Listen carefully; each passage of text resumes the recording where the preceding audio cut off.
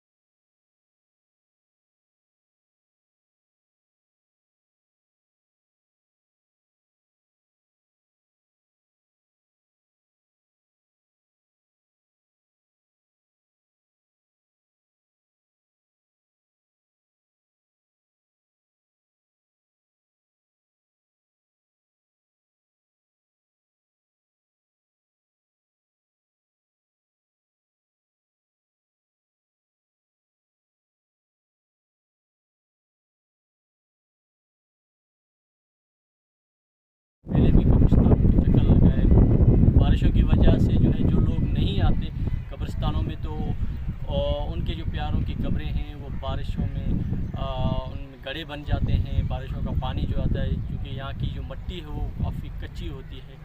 तो आज का मेरा पूरा जो व्लॉग था वो ज़िंदा लोगों के लिए नहीं बल्कि इन कब्रिस्तान वालों के लिए आपको मैं मुकम्मल इस कब्रिस्तान की डॉक्यूमेंट्री दिखाऊँगा।